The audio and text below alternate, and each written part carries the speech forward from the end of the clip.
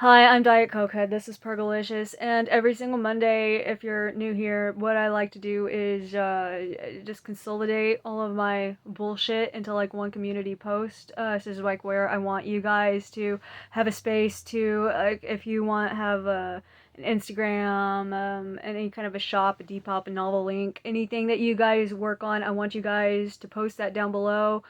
Um, I I'm trying really hard to get a Depop fund going because I think if I did more like fashion stuff that this channel, it just would be something fun, something that's not so heavy. Like I've been thinking about it, and I don't even really know why I was so like against fashion and stuff. Like I thought it was, I don't feel like beneath me is the word that I want to use. Like it felt like it would make my content more shallow, and I feel like that's not really what I want. Like it's weird. Like this channel is so small and so stupid, but it's like one of the most important things in my life, and I'm very precious about it.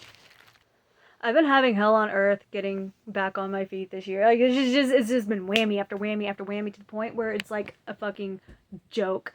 And it's like juggling. Like on one hand, I don't really understand why. Whenever it comes to like, I was even trying out like I know Uber and DoorDash won't work for me because I know I can't drive like that. I know I can't do that. But then like I'm kind of like, thank God I'm a whore, and then I'm like, this is like the worst mistake that I've ever made in my life at the exact same time. Like the cam is the best job and the worst job that I've ever had at the exact same time. And you know what? It's weird because like I kind of like it whenever it feels like whenever I have a really, really good crowd in there and I'm able to fuck with people and I get like a bunch of people that really like shit talking and bratty, whatever, I can make the show really fun. Like whenever I try to attract customers that like entertain me because like I'm not necessarily getting off to the dudes that get on my share cam, and I charge them to watch them. Like literally this Thanksgiving, so many pies, everybody was fucking turkeys and pies, and it's Thanksgiving is Freudian on cam, so is Christmas. I'm kind of excited, I'm kind of looking forward to it. It's really like sometimes it's really, if you let it get really really tedious and boring, it'll stay really really really really tedious and boring. So like, and I have a really, the hardest part about cam is sitting there. It's sitting there on stream. I hate streaming. I rather make content, and I really prefer whenever I get really bad about it too. I'll get like five guys that all pay 30 to 50 for a show or for whatever the fuck content they want for me to lock their dicks up for like a month or 6 months or whatever. And that's, oh yeah, this video is graphic. And but like I'll have just like four or five guys. That's all you need. That's all you fucking need. And but the really bad thing about depending on them is like you never, like, one of them is gonna get a girlfriend, one of them is gonna lose their job, one of them, like, something fucking stupid is gonna happen, you know? But the ways that, like, if you're creative, you'll never be out of a way to make money because, like, if you just, it's gonna change constantly. You can't get up and do the exact same thing every fucking week because, like, you'll start noticing trends on Twitter are changing or trends on, like, it's like my cam room has always been, like, the same 15 dudes over and over and over for, like, the past 5 years. But then like I'll usually get 5 to 6 new guys that come check it out a night. And that's whenever it's like you can kind of see where it's changing or there, because like I can't come up with every single thing they've ever fucking jacked off to in my mind. I can't, like, I don't even know how to look up half of the stuff that they fucking found. I don't, like, they're so nuanced, they're so specific, they're so like, no two subs, no two submissives are the same. And I feel like there's a lot of overlap between sub and dom, and I'm very particular about, like, I won't let just any dude come in and try, like, some cheap ass dude that says that I'm supposed to like get the fuck down on my knees and like beg him for fucking $2. Fuck that guy, that wannabe ass fucking dom, no, that does not know what the fuck he's talking about. Like, cause like, yeah, like there are like actual, like, I try not to give dudes any credit, but there are dudes that like a dom isn't like, oh my god, I'm gonna put this bitch in her place and stick my dick down her throat, whatever. Like a dom is like the man, you know, like he's like, if you find yourself a fucking pleasure dom, holy shit. And like, I don't really feel like anybody is really strictly a dom or strictly a sub. Like, I kind of feel like every sub and every dom that I've ever met like overlap. I keep like getting to where I'm doing really, really, really fucking good, and then I keep crashing down so fucking bad because I know it's because I don't like the last year was probably like the worst bout of depression I've ever had in my whole fucking life, and it's like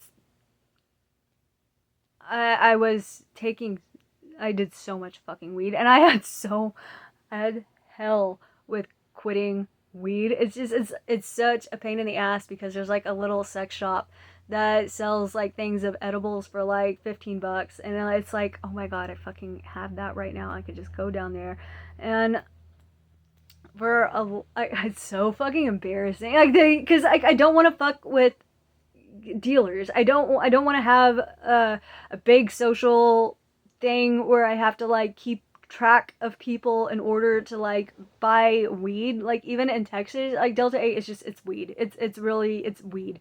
It's like people are fucking snobby about it, but I mean in Delta 9, that's straight up like just it's weed. It's weed that was whatever fucking whatever. I can't think. Differently, like it was extracted from the plant differently, and therefore there's a loophole where it can get through our laws, and like our farm bill is kind of protecting it right now. Like this is kind of Texas politics. Like our governor is fucking insane, and there's like one dude on Congress that's like keeping it off of the ballot. A big problem with it is it's like I have been smoking so much for so long.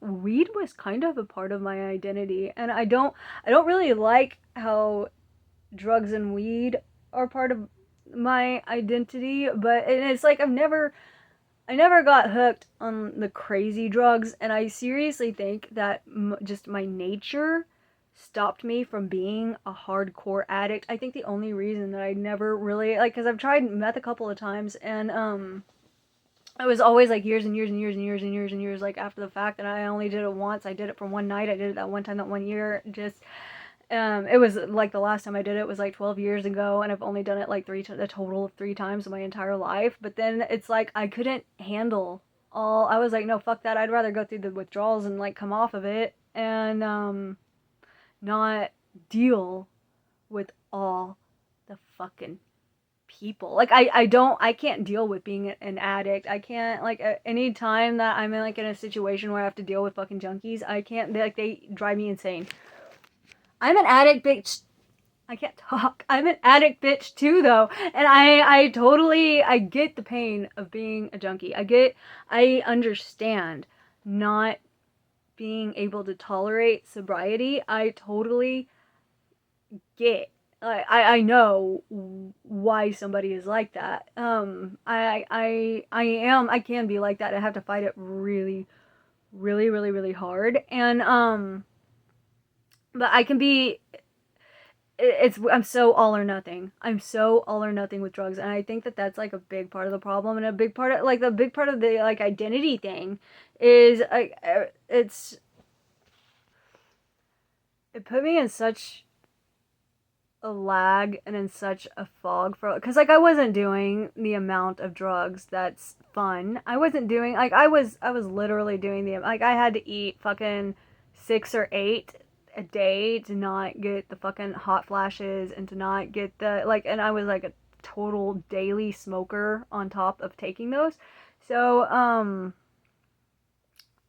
but yeah, it's like my life would crash down. I'd be like a total piece of shit. I'd get completely sober. I would go totally crazy, like getting like as hard like as ham as I would go on like, you know, binging and purging or drugs or something. I would go on self-improvement, and but I would go so hard that I would crash all the way back down, and that's kind of like where how I got to this point a day. Like I don't even fucking remember.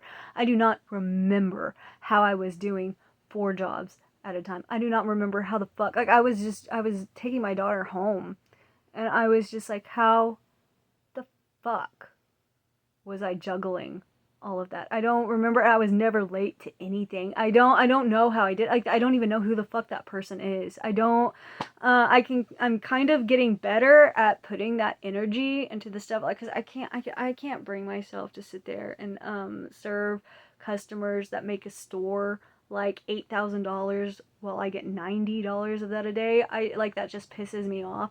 And like I can't like make myself be happy there, but like on Cam or on OnlyFans or on Depop, it's like I control, like I don't mind giving a small percentage, because I really think that the cam sites and strip clubs and like whatever, like they honestly pay, like it's like renting a, like if you're, you know, a cosmetologist, rent a chair. Like that's what strippers and cam girls and stuff do whenever they just like seriously, half of what of everything that you make, that seems like a lot, but like whenever you consider what campsites take, well, it's still kind of it's still pretty unfair, but it's not as bad as like Walmart or something, you know. One time, some motherfucker from my town, like who was a regular at my bar, he showed me his share cam, and I recognized him immediately. And he sent me a DM, and like he recognized me, and yeah, like immediately, it was so weird because like before he started talking to me, he, like, a guy was saying that his mic was broken, and whenever somebody's fucking mic is broken, and like I'm not gonna just start talking to you, I'm not gonna start doing the extra work and type to you if you're freeloading, bro. Like I'm not. If somebody comes in with my thing is broken, then I'm just like, oh, whatever his screen name is has such a tiny little dick and blah blah blah blah blah, and like I just start lambasting him. But he was like telling me that that dude didn't have a microphone. He was like telling, like bossing me around, and I was like, dude, this is just like being at the bar. This is like all the people at the bar fucking trying to like shoot and like that. And then he was like one of the fucking bar people. I am painfully aware of the fact that my stories fucking suck today. I can't tell them very good.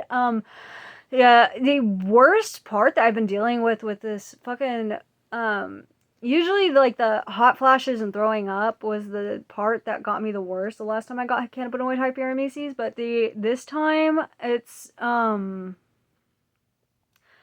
keep, like, my speech keeps like lulling and fucking up, and I'm not like thinking right when I'm talking to people, and like I'll it takes me 10, 20, 30 minutes to fucking do anything. Like I have to sit there and stare at my phone before I'm like, okay, we're gonna go to this site and do this thing. Okay, and then I'll be like, I don't want to get up out of bed. I don't want to, whatever. But yeah, it's a lot better than it was last week. I mean, like the week before that, how there was like fucking no content and I wasn't fucking doing anything, and I wrote like 2 songs or whatever, and I just like recycled all of my bullshit. Yeah, like that was just me like spiraling into like I got pretty bad last month.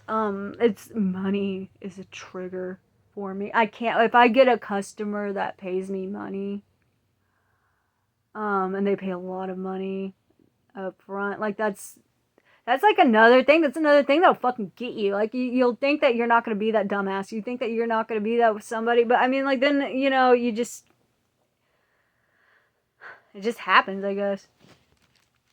I used to look at all these avenues of income that I kind of accumulate, because I started doing Talent Tree again, and I started, and fucking brand ambassadors, like seriously, if you're shit out of luck and you need a job, like get yourself registered with whatever, like we have a TABC, so whatever the fuck your state equivalent of TABC is, get that shit, go to Talent Tree, DM me if you want so I can give you my name as a reference, and on my Instagram, like that's how I'm hustling everything. There's another one too. I think that I know that Talent Tree is nationwide, so if you get onto that, it's so you stand there for 2 to 4 hours in a grocery store or in a bar or in whatever. The work is stupid easy. You just have to dress the way they told you to, show up on time, and take pictures. which doesn't sound so bad now, but whenever I was working like 4 jobs at a time, I distinctly remember being so fucking miserable standing there in the middle of those shifts. And like, just after like 2 years of that bullshit, I was just like, bro, like all of these people get to go do stuff, and I'm at a different work every single fucking day, and I barely even get to see my kid. But this year I've been looking at it completely differently, and I'm not really looking at it as like a bunch of shit that I'm just trying to dip my toes into until like I find something to do forever. Now I kind of feel like I've gotten so adapt at like finding my own little hustles that they kind of just like accumulate together. And if I don't have to have a boss, why would I? Especially if there's like no ceiling that I can. I could go anywhere with this if I just stay focused. The trickiest thing with YouTube is like keeping up with the numbers and obsessing with the numbers, and it's not like I know that I'm not producing at the rate that I want to, and the ideas in my head and the content that I am like outpouring are just are not there yet. But fuck everything. I showed up today. It was like for the first time in a really long time, I was actually able to go take care of something for my daughter and get her um stuff without, going and asking for any help or anything. And she was so grateful about it. I just felt like such a piece of shit, and I know that this is all of my fault because like I started spiraling and I started fucking up and I started um like I need to quit taking edibles and I need to quit being everywhere and so easy to get. I mean, this whole world was built and is running by people who are fucking high. I have friends that are 911 operators and stuff, and they're like, I went to work high all the fucking time. I'm really functional. On like it doesn't sound like I am like in my private life at home, and it's just because like if I wasn't at work, I was home, and if I was home, I was sleeping or high, and or working on cam, and everyone at work was always also smoking. Like everyone everywhere was always smoking or drunk or whatever. Like everywhere I fucking went, and it got to a point where it was so normal and it was so hard to fucking um quit, where I was just like perma-stoned all day long for like a year, and I was able to get some things done, but honestly, looking back at it, sober me had to go fix drunk or high me stuff all of the fucking time, and I don't even want to take it out of my life forever. Like I can't.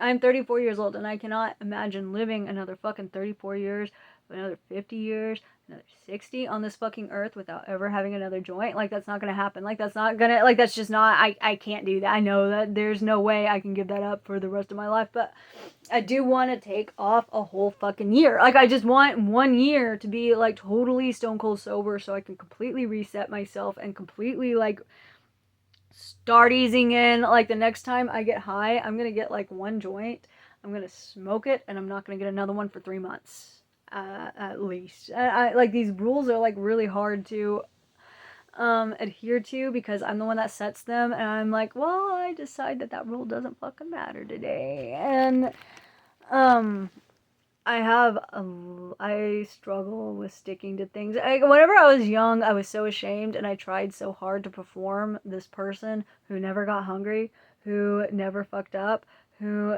never spoke, who never fucking did anything. But at this point, I'm like, because I thought something was so fucking wrong with me just because like, everybody else was like, oh, I'm not hungry. I don't really eat whenever, blah, blah, blah. People fucking lying about, like, their relationship with food all the fucking time and trying to get social pressure off of them for being too skinny or whatever. Or, like, just, like, people who would be like, I don't like sweets or whatever. It's like, that's the only thing that ever fucking stuck out for me. Like, I never even noticed if anybody else liked food because like nobody wants to like show everybody how much they like food, even if they're really, especially if they're really, really fat. I have no point today. Nothing is going to come together coherently and make any sense at the end of this video. I'm just babbling at every stupid fucking thought that's popping into my head. I feel like I spent the majority of my life not bothering to pick a future because I feel like ever since like junior high, I just didn't expect to live as long as I had. And now that I have, it's like I have some kind of a life here. Yeah, it's tiny. Yeah, maybe it's a piece of shit. Yeah, maybe I'm kind of isolated. Yeah, maybe a lot of things aren't going my way. But then, like, a lot of things, I don't know. I know that I have to take responsibility for it. I have to see it through. And that I know that my daughter deserves as much time with me at the fullest capacity. Like, being a parent, you don't really have a lot of room to feel sorry for yourself, cause like my mental bullshit, like back whenever I was younger, it was like completely self-targeted. It was like I absolutely hated myself. I hated being alive. I did not understand what was wrong with me. I did not I was it's like the way that I am and the way that I act now and the things that I like about myself, they were always there. I just never really looked at them before, and I never really thought that they had any potential. And now I'm at a point where I'm like, you know what? I know that this sounds like bullshit, and I know it sounds like somebody, god damn it, have I been talking? Nobody's gonna be here for fucking 21 minutes. Fuck. I should just make a whole new video. Like, this one is so fucking stupid. And, like, I know I'm not feeling good and my head is everywhere, but I'm trying to commit to something. I just want to see this. I want to I want to get my shit together. Like, this whole 21 minutes, just like, I want my shit to get together. But I think I was looking at my life through the lens of nobody wants me. I'm not connected with anybody. I'm all alone here on this earth, and I have such a hard time getting around and making friends and meeting people. But then, like, I feel like the relationships I've built with my online friends are like, they're not just online friends, they're your friends. Like, fuck that. Like, your online friends are as important as your regular friends, and they are your regular friends.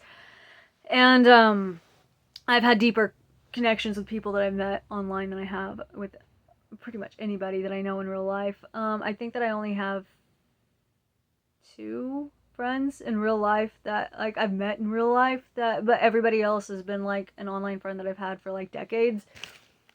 But I don't think that's because there's anything wrong with me anymore. Like, being divorced, I was just like, okay, my life's over. My life is nothing now. And my life is like, nobody wants a bitch with a baby, and like nobody does want a bitch with a baby. And you know what? That's fucking fine. Like, it's kind of like a baby's kind of like dreadlocks. It keeps a bunch of assholes away from you.